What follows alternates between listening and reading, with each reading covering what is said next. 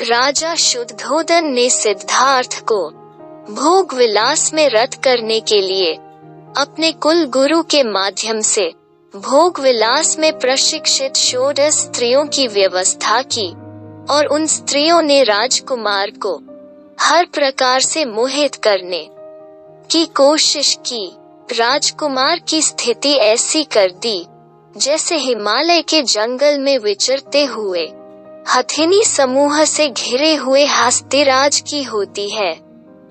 भोग विलास के लिए प्रेमासक्त सुंदर बालाओं ने राजकुमार को हर तरह से मोहित करने की कोशिश की, परंतु वो न प्रसन्न हुआ और न ही मुस्कुराया। तब कुलगुरु ने कहा, हे राजकुमार, कपट मन में भी सुंदर स्त्रियों से प्रेम जताना बहुत ही हर्षित है। राजकुमार सिद्धार्थ अपने कुलगुरु के भ्रम को दूर करता है। हे कुलगुरु, स्त्रियों के साथ छल कपट का व्यवहार ठीक नहीं है, चाहे यह शिष्टाचार के साथ ही क्यों न किया जाए। कुलगुरु राजकुमार को समझाते हैं, हे राजकुमार, इंसान का भोग विलास ही सबसे उत्तम लक्ष्य है। राजकुमार सिद्धार्थ कुलगुरु को संसार के बारे में बताते हैं। हे कुलगुरु, मैं संसार के विषयों की उपेक्षा नहीं करता, किंतु सारा संसार अनित्य है। मेरा मन उनमें सुख नहीं पा सकता।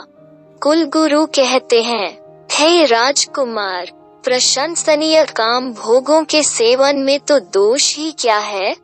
राजकुमार सिद्धार्थ कुलगुरु को समझाते हैं, हे कुलगुरु, यह स्त्री सौंदर्य स्थायी भी रहे तो भी इच्छाओं की मौज मस्ती में आनंद मनाना बुद्धिमान आदमी के योग्य नहीं है।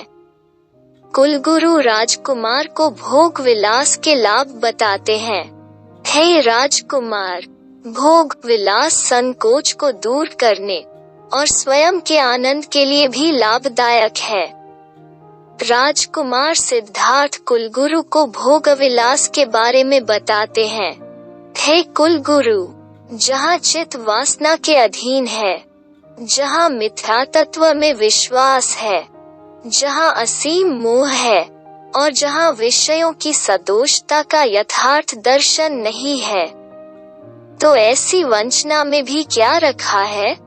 कुलगुरु राजकुमार को जबरदस्ती कुमार की तरफ ढकेलने की कोशिश करते हैं। हे राजकुमार, यदि आपका मन नहीं भी मानता तो भी आप ऊपरी मन से ही शिष्टाचार के साथ प्रसन्न करने का प्रयास करें। राजकुमार सिद्धार्थ कुलगुरु को वासना का परिचय कराते हैं।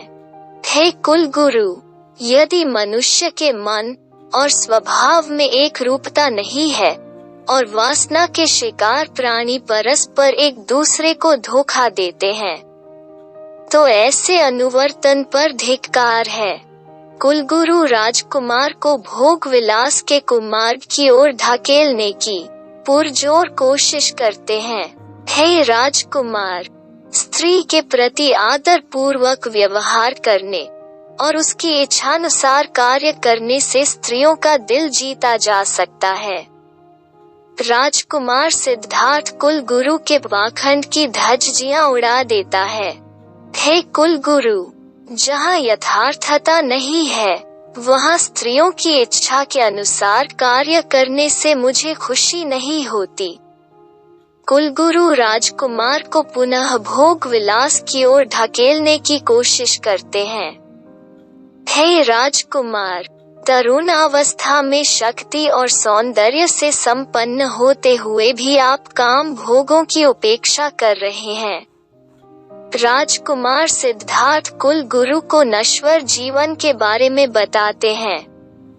हे कुलगुरु, सारा जगत इन्हीं में लीन है, परंतु जहाँ क्षय है, जहाँ सांसारिक वस्तुओं से लगाव है, वहाँ असंयम है, वहाँ वास्तविक महानता नहीं है।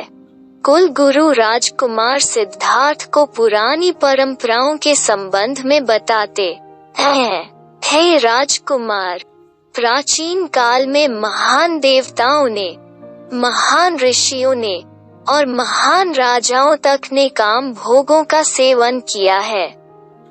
राजकुमार सिद्धार्थ अंत में कुल गुरु को निरुत्तर कर देता है। हे कुल गुरु, बड़े बड़े महापुरुष भी इन विषयों के शिकार होकर विनाश को ही प्राप्त हुए हैं, तो उनका अनुसरण करना उचित नहीं है।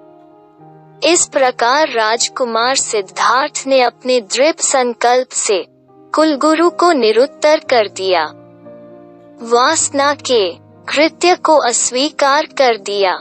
लेखक Sumedh Jagarwal, B.Tech, MA, LLB, PGD, she.